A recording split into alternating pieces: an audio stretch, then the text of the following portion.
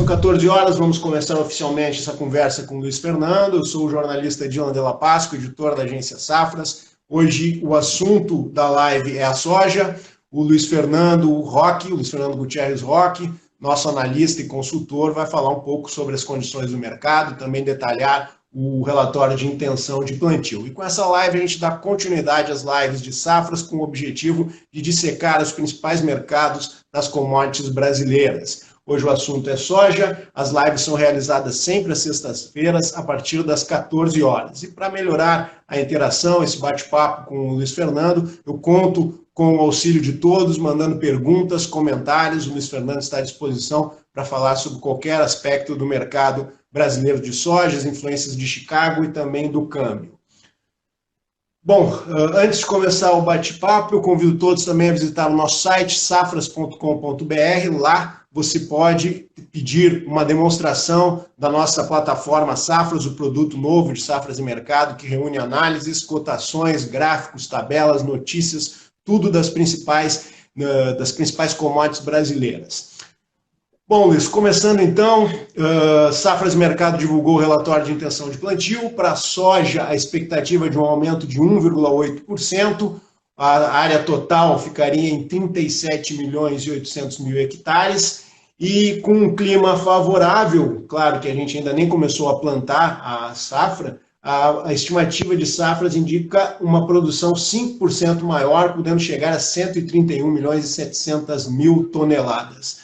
Luiz, pode falar um pouco mais para nós o porquê desse sentimento positivo em relação à próxima temporada da soja no Brasil? Boa tarde. Boa tarde, Dylan. Boa tarde a todos. É um prazer estar aqui falando com vocês. Bom, a soja, na verdade, ela dá continuidade a uma tendência que vem há um bom tempo, né? Nas últimas safras, a gente vê aumentos consecutivos de área de soja. E o principal fator, e principalmente nessa safra, de incentivo ao aumento da área de soja, é a questão de rentabilidade, né? A soja teve uma rentabilidade muito boa nessa última temporada. A gente viu aí preços recordes aí ao longo de 2020, preços realmente que nós nunca tínhamos pensado que chegaríamos, né? 120 nos portos, por exemplo, na safra disponível. Então isso trouxe realmente uma rentabilidade muito grande para o produtor brasileiro nessa temporada.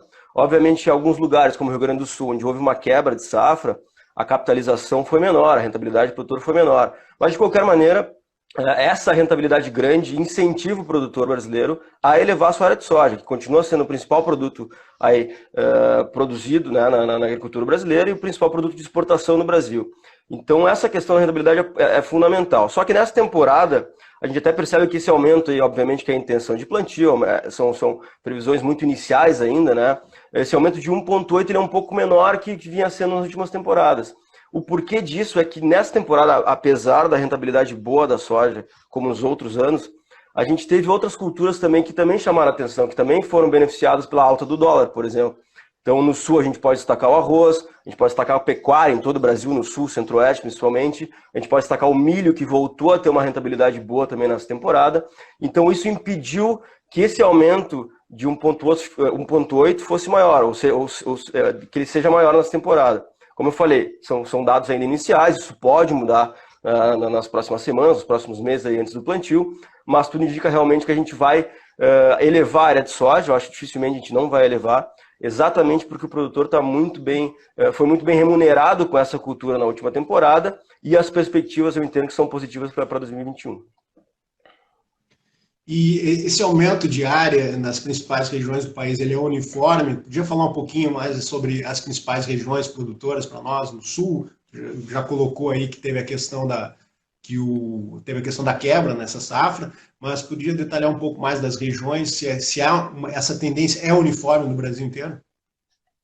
Claro, né? Não é uniforme, né? No sul, né, partindo de baixo, o Rio Grande do Sul, como ele teve muitos problemas de clima que trouxeram uma quebra bem relevante, uma quebra muito grande na produção, naturalmente a capitalização do produtor ela é menor. Então ele tem um certo receio, além de ter um pouco menos de rentabilidade, de capital para investir nas temporadas, de aumentar muito as áreas, ele tem um certo receio aí em cima do que pode acontecer em 2021, até porque existe uma possibilidade, ela não está garantida ainda, mas está crescendo a possibilidade da gente ver uma confirmação de laninha para o final do ano, para o verão brasileiro. E a gente sabe o quanto o laninha impacta a safra do sul do Brasil, principalmente, né?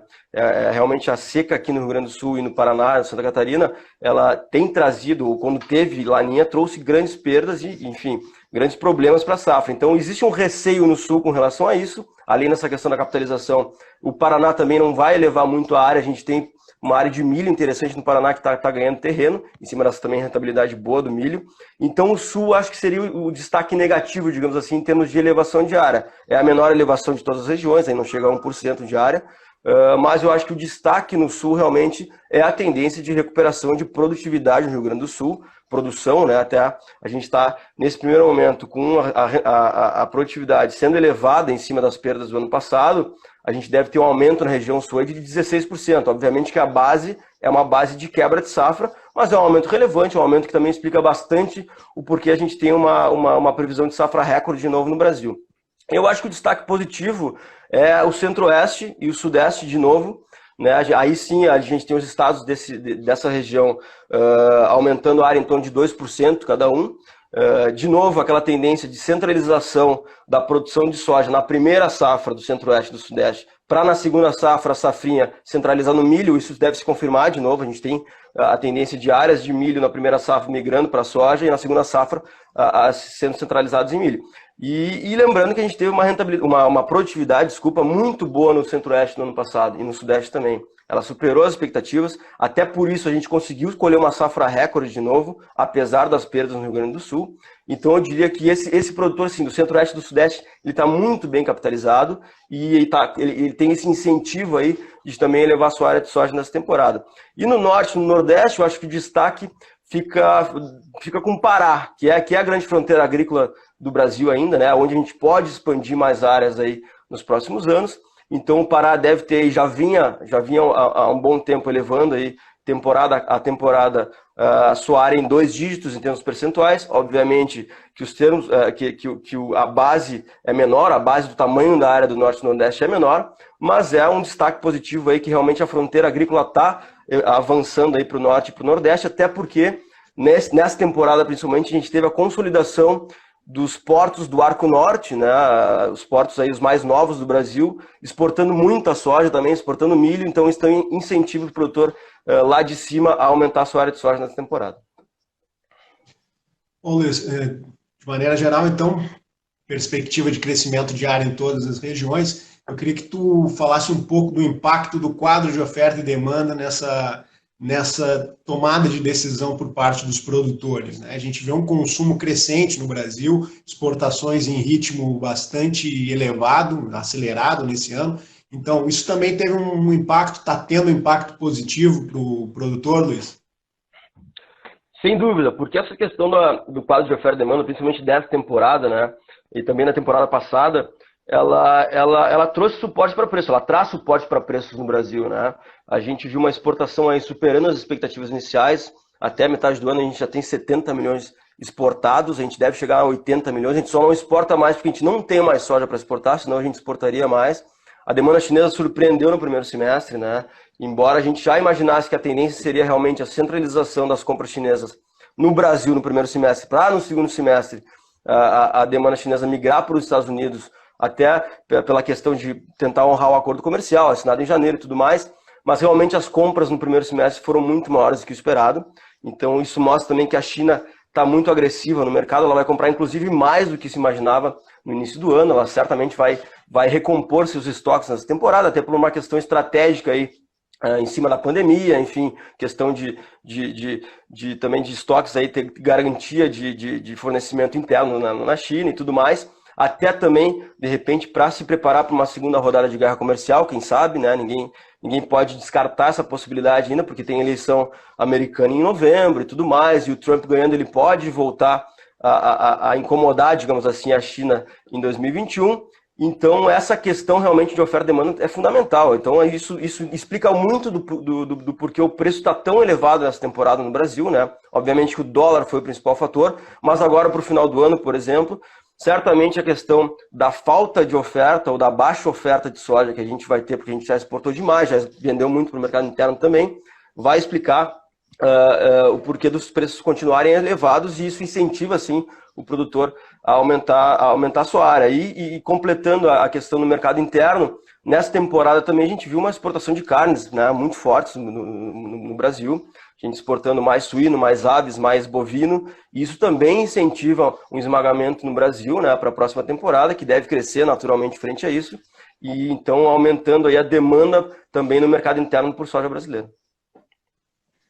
Tá certo, Luiz. Começando então aqui a nossa interação com o pessoal que está assistindo a live, o Ney Souza, da Pagrisa, sempre presente com a gente. Um abraço também, Ney, para ti, nos manda um abraço. E ele pergunta, Luiz, se esse clima americano pode levar Chicago aos $10 por bushel. Nessa semana, o mercado ainda testando os $9. Mercado de clima nos Estados Unidos, a gente pode ter um preço ainda mais elevado? A gente sabe, é tradicional o mercado de clima americano ser marcado por alta volatilidade. Sempre assim, não vai ser diferente nessa temporada. Eu diria que $10 ainda é um patamar bem longe, eu acho, Dila. A gente tem uma barreira na linha de $9, que há um bom tempo a gente não consegue fincar o pé acima dela, digamos assim, né, trazer ela como suporte, ela é uma resistência ainda. Então eu diria que para chegar em $10 a gente tem que ter grandes problemas climáticos, a gente não pode descartar ainda, obviamente, como eu falei, a volatilidade ela faz parte do mercado americano, mas até o momento a gente não tem esses grandes problemas. Então, claro, se o clima piorar daqui para frente e a gente tiver grandes problemas climáticos que levem a uma possível quebra produtiva mais relevante nos Estados Unidos, a gente vai ter força Chicago. Mas eu acho que para chegar a $10, a quebra tem que ser grande, e além disso a gente tem que ver a confirmação, né, daquela tendência de que a China vai comprar mais soja americana, vai levar suas compras de soja americana, vai tentar honrar o acordo comercial nos próximos meses. Então tem que ter as duas coisas. Eu acho que só o fator clima ele não é suficiente para levar Chicago de volta para os $10. Pode levar acima dos 9, pode talvez testar os 9,50 em cima do clima, mas para talvez buscar os $10, a gente realmente precisa do fator demanda chinesa também atuando aí como fator positivo para Chicago. Tá certo, Luiz. Bom, voltando um pouco ainda à questão do mercado interno, a gente vê que a comercialização, o ritmo da comercialização, ele foi bem acelerado esse ano, bem acima da média, né? E nesse momento a gente encontra um mercado com pouca oferta e nas últimas semanas cresceram as informações sobre a necessidade da indústria em comprar soja do Paraguai. Se fala até em 1 milhão de toneladas a ser comprada no exterior, não só no Paraguai, mas de outras origens. Queria que tu falasse um pouco sobre esse quadro, por favor. Isso mostra o quão apertada está a oferta para o final do ano, né, Dila? Então a indústria realmente está competindo com a exportação, né, e essa competição deve ficar mais firme agora no final do ano.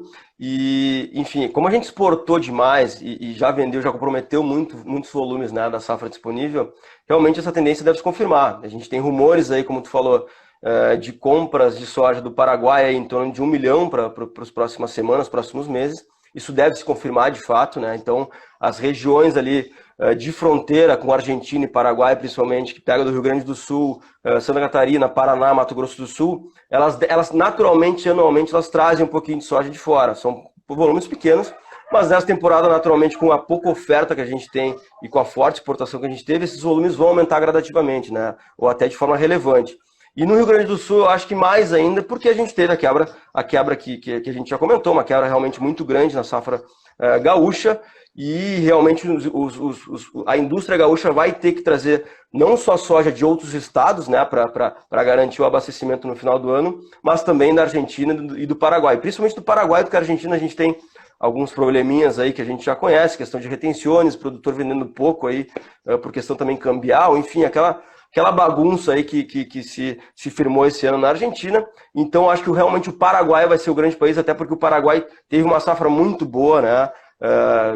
Mais ou menos na mesma linha de clima do Centro-Oeste inteiro. O Paraguai também foi beneficiado por um clima positivo aí nessa temporada. Então, ele deve realmente ser o maior fornecedor de soja para o Brasil nessa temporada, e é bem possível, sim, que a gente chegue em 1 milhão de toneladas. E aproveitando, também existem rumores, né, Dylan?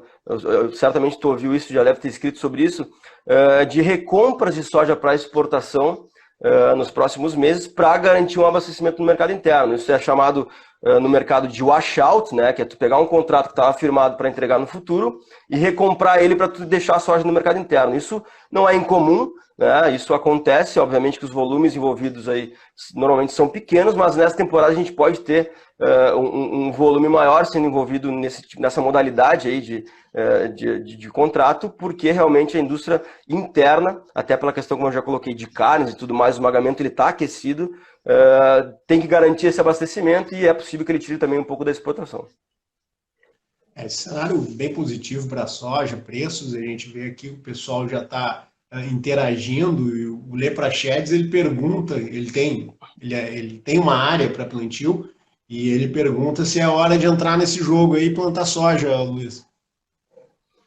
Eu acho que sim, eu acho que eu não sei exatamente onde que ele está e qual região que ele está, enfim, mas eu acho que sim, a soja, como eu falei, é a grande cultura aí, é a grande rentabilidade que a gente tem na agrícola brasileira, digamos assim.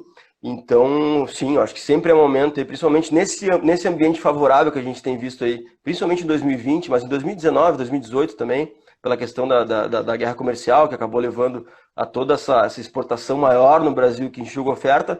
Sim, a resposta é realmente, eu acho que é o momento de se plantar soja ou se elevar a área de soja para poder garantir, até nesse momento já consegue plantar soja e vender futuro a mais de R$90, então, em qualquer lugar do Brasil praticamente. Então, já garante uma rentabilidade saindo já na largada da safra, digamos assim. Então, a resposta é sim, o momento é de plantar soja. Não que outras culturas, né, como eu já comentei, não estejam dando dinheiro. Eu dei o exemplo do arroz, da pecuária, do próprio milho, mas a soja realmente ela se destaca aí por toda essa questão aí, principalmente de exportações.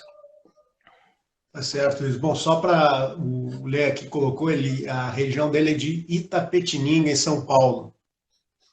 Alguma coisa a acrescentar?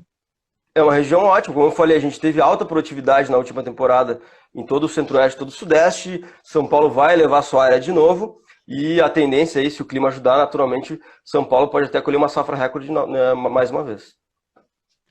Bom, aproveitando então, o pessoal que está aqui acompanhando, eu convido novamente para acessar o nosso site, o safras.com.br. Lá você pode conseguir uma demonstração do nosso serviço, a plataforma Safras, conhecer todos esses dados que o Luiz Fernando está passando aqui. Você tem detalhadamente lá um acompanhamento diário, todas essas informações, notícias sobre importação do Paraguai, tudo isso a gente tem lá e você pode acessar através da nossa plataforma. E também, uma outra possibilidade é consultar a nossa agenda de cursos online. Nesse momento a gente está fazendo um cronograma bem... com bastante informações, uma série de cursos sendo apresentado, e é interessante porque nesses cursos, com mais tempo, você tem mais acesso à informação dos Safras. Bem, Luiz, continuando aqui com a interação do pessoal, a Marisa Zeferino, ela gostaria que tu falasse um pouco sobre a produção e o consumo de óleo de soja nessa temporada, as perspectivas. Também podia falar um pouco sobre a questão do biodiesel, né, que também tem impactado bastante esse sentimento do produtor em relação à soja. Eu acho que a gente não tem como falar de óleo de soja no Brasil se não falar do biodiesel, né? O biodiesel realmente é um grande consumidor do óleo de soja brasileiro, né? A produção de biodiesel, e ela está crescendo cada vez mais. Lembrando que a gente está com B12 hoje em vigor, esses percentuais de mistura devem crescer nas próximas temporadas. Então, o consumo de óleo de soja para a produção de biodiesel ele tende a crescer. E ele é fundamental para explicar o porquê que a gente também tem um crescimento de consumo de óleo de soja. Então, eu diria que as perspectivas são positivas para esse setor também. Eu acho que o esmagamento brasileiro está sendo beneficiado também por exportações de farelo, exportações de óleo também muito fortes. A questão argentina é importante, porque, querendo ou não, problemas na Argentina, seja por causa das retenções, seja por causa de moeda, enfim, que é o principal exportador de óleo e de farelo do mundo, eles são importantes para explicar consumo também aqui, ou a demanda pelo farelo e pelo óleo brasileiro. Então, como a gente tem a Argentina com esses problemas, a gente acaba se beneficiando disso, né, também para as exportações.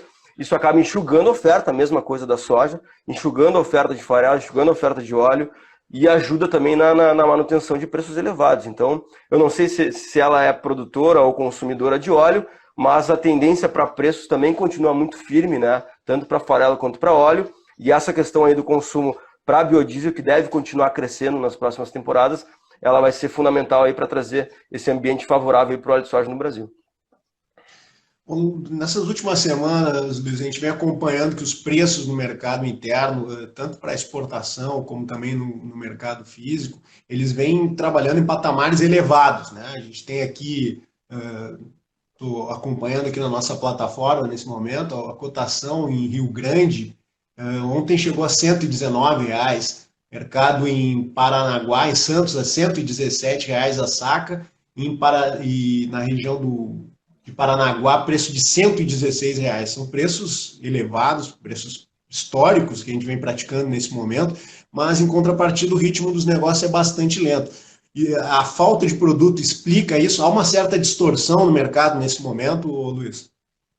Sim, há uma distorção. A falta de produto, ela explica muito isso, até porque a gente já tem aí 92% da safra brasileira negociada. É um patamar realmente nunca antes atingido aí em termos de comercialização no Brasil. A média para essa época do ano é em torno de 75%, no máximo 80%. Então, realmente, está faltando soja, né? E isso distorce o mercado no sentido que o mercado interno acaba pagando um prêmio maior do que o prêmio de exportação. É uma distorção natural do mercado. Lembrando que a soja, a formação no preço da soja brasileira, ela é de fora para dentro, ou seja, ela parte do porto para o interior e não ao contrário. Só que nesses momentos de falta de oferta, como está sendo agora e como deve ser até o final do ano, a gente tem o contrário. A gente acaba que o interior acaba formando um preço melhor, exatamente por pagar um prêmio melhor, pela indústria pagar mais para garantir abastecimento.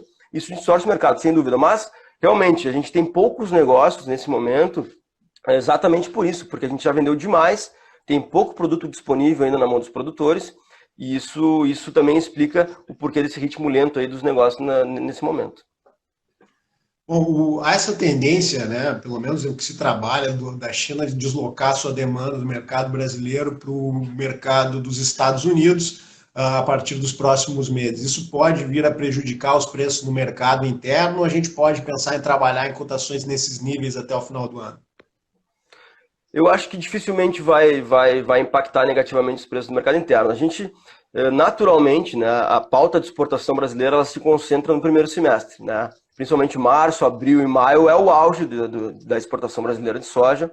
E, naturalmente, no segundo semestre a gente tem uma queda nos volumes. Não vai ser diferente nessa temporada, só que o primeiro semestre foi muito acima do esperado, a exportação. Então, o acumulado no primeiro semestre superou a expectativa. Então, ele consumiu muito mais do que se esperava da produção brasileira. Então, naturalmente, agora no segundo semestre, a gente vai ter uma queda de ritmo de exportação, a gente vai ter queda relevante nos volumes, até porque a gente não tem muito mais soja para mandar para fora. Então, eu diria que não tem muito perigo de impactar negativamente. Obviamente que alguma coisinha pode pesar, mas a questão falta de oferta para mercado interno e a gente ter que esmagar a soja ainda, para mim vai ser o grande fator de sustentação para preço no mercado brasileiro.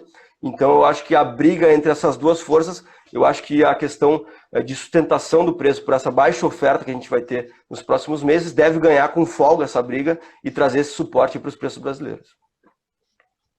Falando um pouco de câmbio, em maio o dólar, em meio às preocupações com a economia mundial, toda a questão do coronavírus, havia toda aquela indefinição, o dólar ele chegou a esbarrar em R$6, né? Foi o período onde o produtor negociou mais, depois teve uma queda, chegou a operar abaixo de 5, agora está se estabilizando nessa casa de 5,30, 5,40. O que a gente pode esperar do dólar para os próximos meses, Luiz? Essa é a pergunta mais difícil, né, que a gente faz hoje em dia, para onde que vai o dólar. É muito difícil de saber, Dylan. Mas a gente entende, né, que pelo menos para os próximos meses a gente deve ter o dólar estabilizado aí nessa linha de 5,30, 5,40, não muito diferente disso. Até porque, aparentemente, né, o principal fator que impactou o dólar nesse ano foi o coronavírus, foi a pandemia. E aparentemente, nesse momento, a gente já passou pelo pior, né, no mundo, digamos assim, não tentando trazer país por país, mas o mundo parece que já passou pelo pior. A gente está se aproximando, né, dos estudos aí para trazer uma vacina para nós, enfim, até o final do ano é possível que a gente já tenha. Então, o pior no lado do pânico parece que já passou. Então, isso fez o dólar se acomodar a um patamar mais baixo, patamar de 5,30, mas eu acho que não tem muito mais espaço para cair nos próximos meses, aí, pelo menos nesse ano, porque a gente tem algumas questões internas importantes ainda, né? A gente tem a questão da taxa de juros baixíssima no Brasil, histórica, em 2%, tem questões ainda para resolver na economia brasileira, a gente não sabe realmente como a economia brasileira vai se recuperar dessa questão do coronavírus, embora as previsões elas sejam positivas, a gente sabe que a gente pode não ter enxergado ainda o fundo do buraco aí, né? Até não só no Brasil, como em outros países também. Então tem algumas questões importantes, a gente tem reformas para passar no Brasil também, que ainda não passaram, enfim. Então esse ambiente ainda um pouco incerto, principalmente para o Brasil, ele traz esse ambiente de sustentação para câmbio, de sustentação para o dólar. Então eu acho que, enfim, a gente tem uma tendência de sustentação para esse câmbio até o final do ano. Para 2021 a história pode ser diferente, pode ser outra, a gente vai ter vários fatores de novo atuando. Eu acho que até para o final do ano a gente tem que cuidar bastante da questão da eleição americana, que pode ser fundamental e pode trazer volatilidade para o câmbio, e tende a trazer volatilidade positiva normalmente, né, que é uma incerteza. Então eu diria que para a questão de câmbio a gente tem realmente uma tendência positiva aí de pelo menos sustentar esse câmbio nesse patamar que a gente tem hoje até o final do ano. E para 2021, de novo, a gente vai nos próximos meses readaptando e reanalisando essas variáveis que impactam o câmbio, que são várias, né, como eu falei.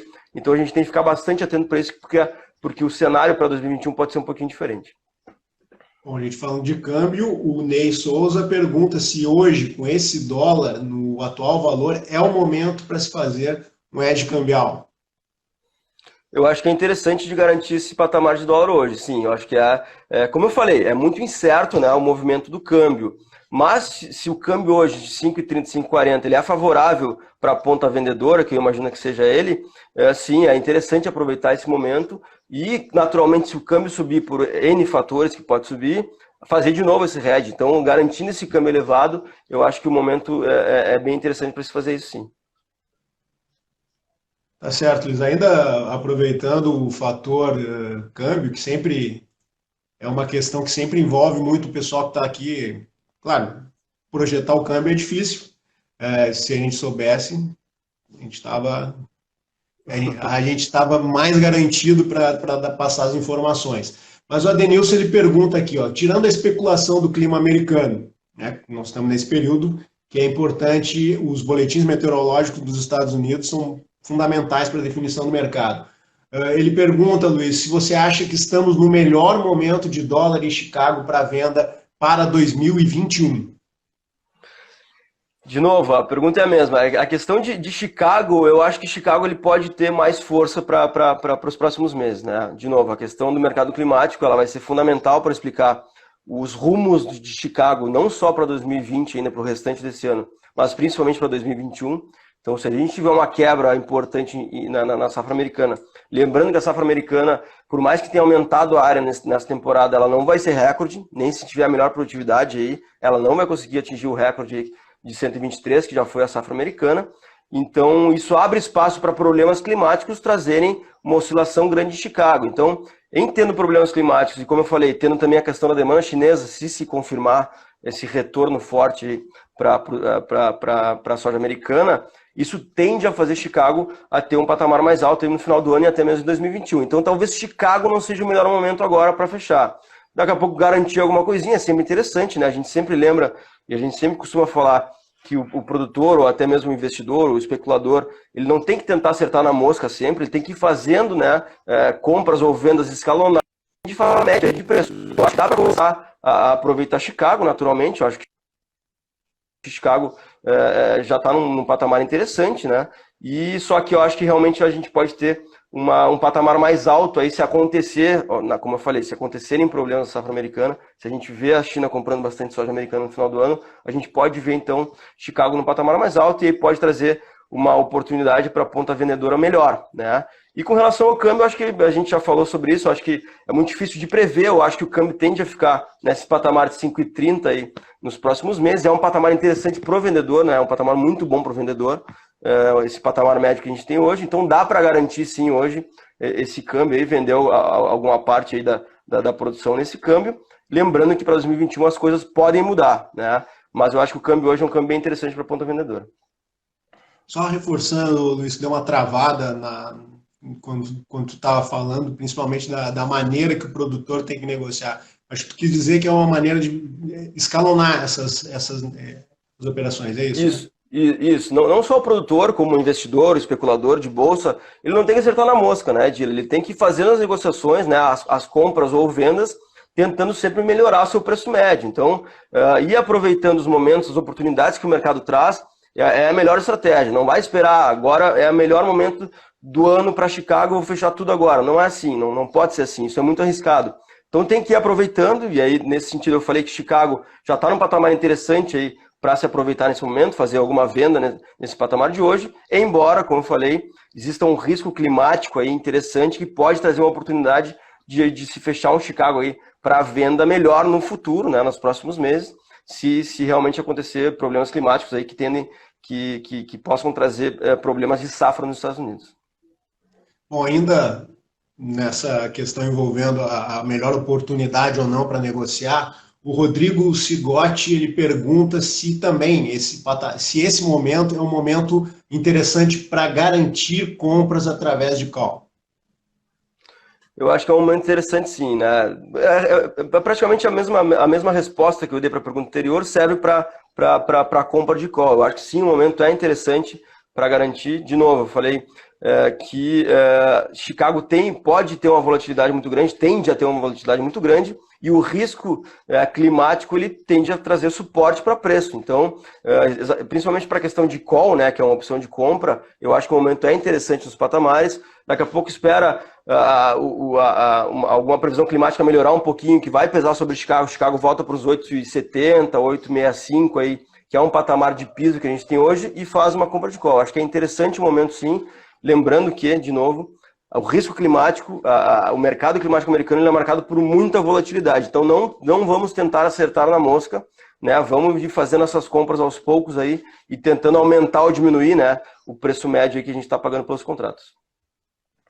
Aproveitando então que o Luiz falou de volatilidade, uma maneira de se proteger dessa volatilidade no mercado é você acessar o nosso site safras.com.br, ser um assinante da plataforma Safras. Você tem lá as informações em real time, notícias, estatísticas.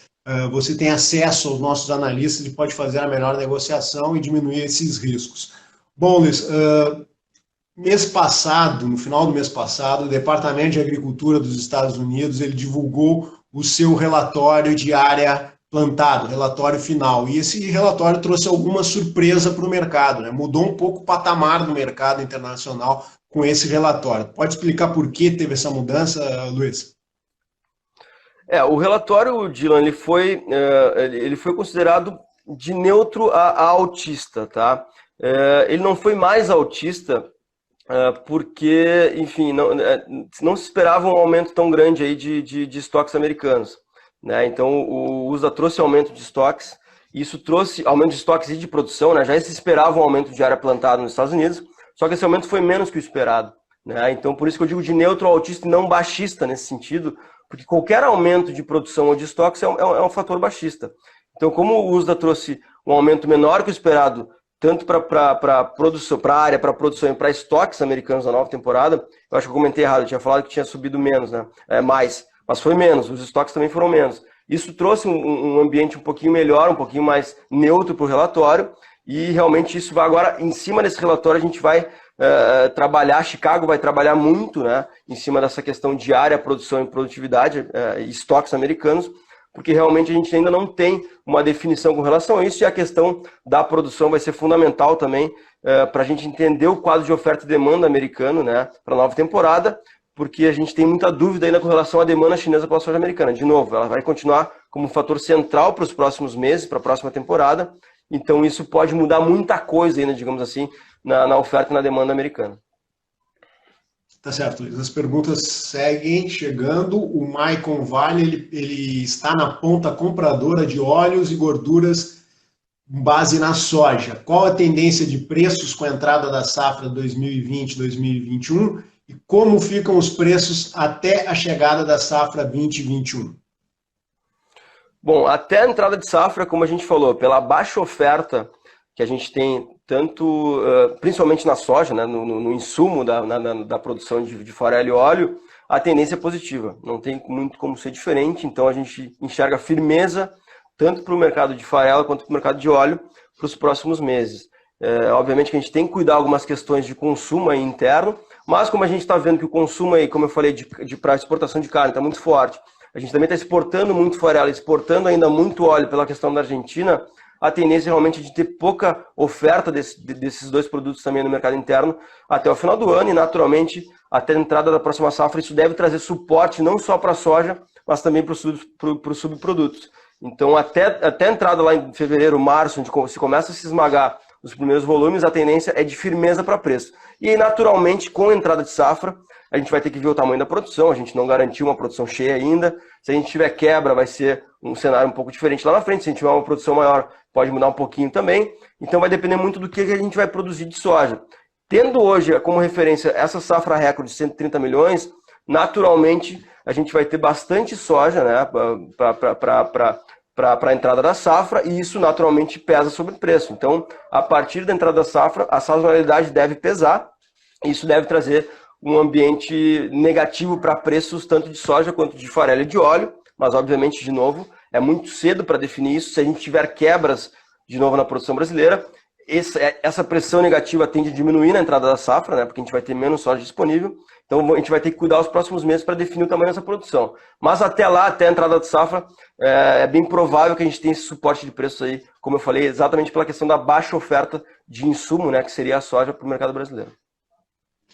E Luiz, o Miguel Peixe, ele pergunta se a falta de soja para insumo da pecuária está impactando quanto em ambos os preços, tanto da soja como do boi gordo, se há uma relação positiva na elasticidade de preço da demanda e elasticidade de preço da oferta de insumos.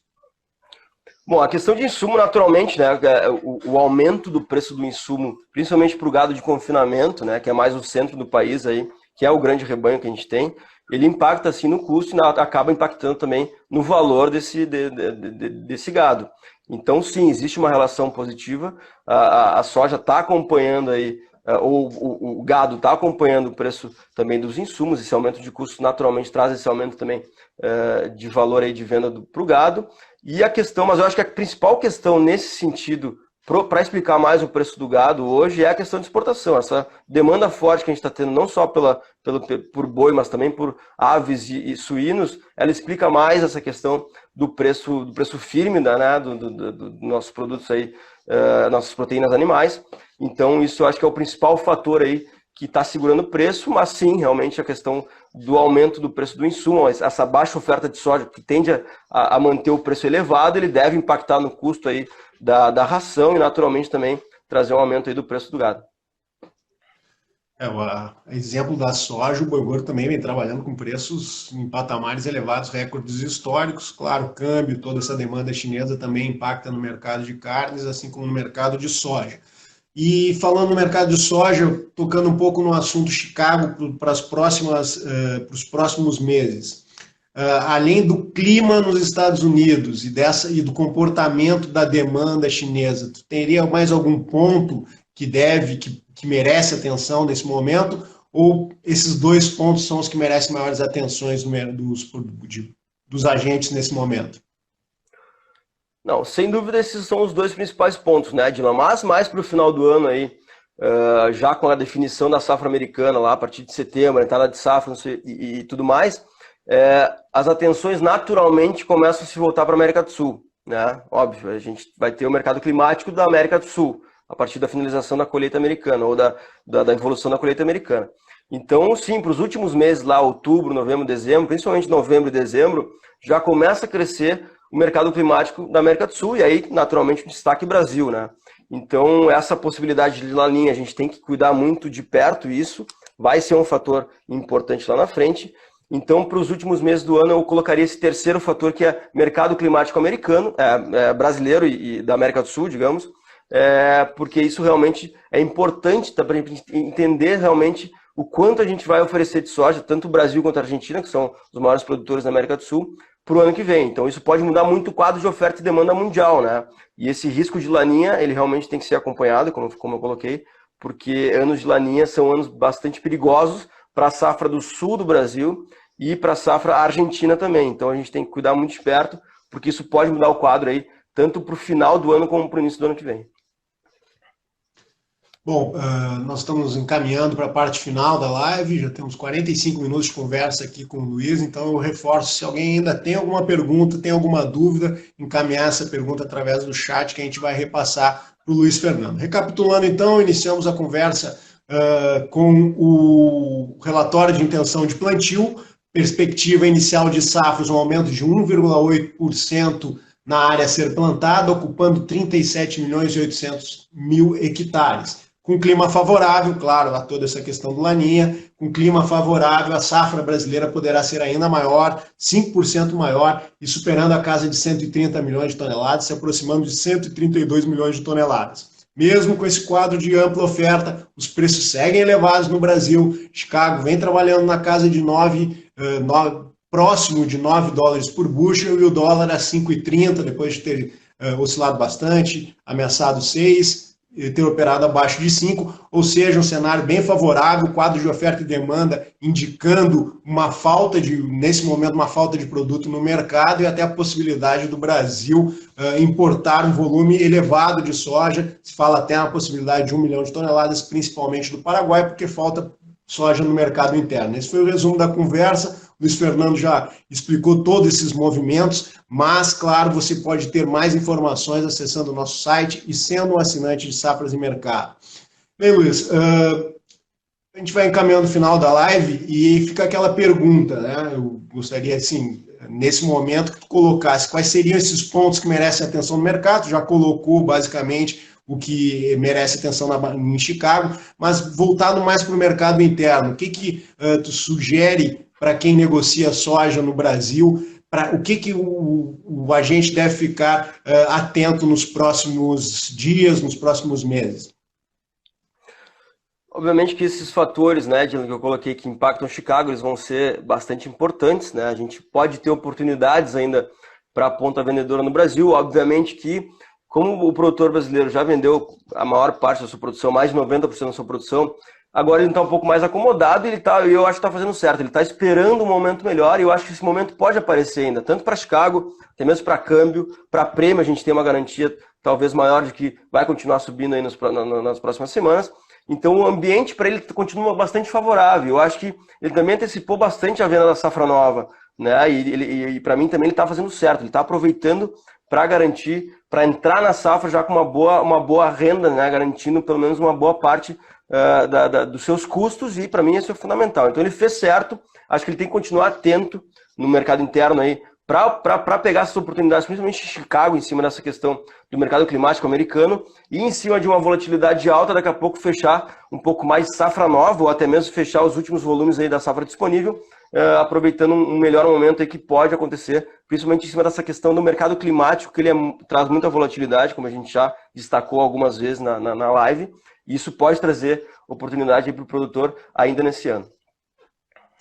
Bom, então para finalizar, duas perguntas aqui, Luiz. O Miguel Peixe pergunta: há uma previsão de inclusão de novos produtores de soja devido aos valores atrativos para a venda? E o Cleiton Zimmermann pergunta se numa área de 4 hectares no Rio Grande do Sul já se pode fazer um plantio de soja. Do jeito que está faltando soja, né, Luiz? De qualquer área. Eu, se tivesse 4 hectares, estava plantando. É aquela coisa, né? Com os preços atuais, o pessoal vai plantar até no quintal de casa, né, Dylan? Então, sim, é claro, a resposta para a segunda pergunta é sim, realmente dá para plantar, enfim, e a gente pode ter uma rentabilidade boa em cima desse ambiente favorável que a gente tem hoje. E a primeira pergunta eu acabei esquecendo, Dylan, desculpa. Se há uma previsão de inclusão de novos produtores de soja devido aos valores atrativos, abertura de fronteira, né? Eu acho que a segunda pergunta responde a primeira, né? Então, os caras têm realmente interesse em começar a plantar, em aumentar a área. Obviamente que começar a plantar soja não é tão simples assim, a gente tem que ter né, tem que ter uma tecnologia envolvida, tem que ter todo um conhecimento, mas sim, eu acho que existe sim essa tendência de inclusão de novas áreas ou abertura de novas áreas para soja, ou até mesmo inclusão de novos produtores que não plantavam soja. Mas, como eu falei, tem um fator limitante nessa temporada, que é a questão de que outras culturas também estão trazendo rentabilidade. Eu coloquei o exemplo do arroz, no Rio Grande do Sul, por exemplo, ele vai impedir um aumento de área na metade sul, ou até mesmo no oeste do Rio Grande do Sul, de soja, né, porque o arroz está tendo uma rentabilidade boa, e no centro-oeste e sudeste a questão do milho também chamando a atenção, e no Brasil inteiro a pecuária ainda nessa temporada trazendo bons rendimentos, o que impede um avanço maior da área de soja sobre pastagens aí para gado. Tá certo, Luiz, eu agradeço a tua disposição, as tuas informações aqui, acho que foi de valia para todo mundo, agradeço a presença de todos, a interação, as perguntas que foram mandadas, todas muito pertinentes, e acredito que nesse breve momento, a gente pôde colocar uma situação no mercado aí, apontar um rumo para quem negocia soja no Brasil. A gente volta na semana que vem eu estarei de volta, eu vou entrevistar o Gil Barabashi, nosso analista e consultor para o mercado de café. Sexta-feira que vem, dia 24, a partir das 14 horas, o assunto é café. Mas você não precisa, para você ter informação, você não precisa esperar até a próxima sexta-feira. Acesse o nosso site, safras.com.br, peça uma demonstração da plataforma Safras e também consulte a nossa agenda de eventos. Luiz, novamente, muito obrigado e com isso a gente vai encerrando a live de hoje sobre o mercado de soja. Tchau!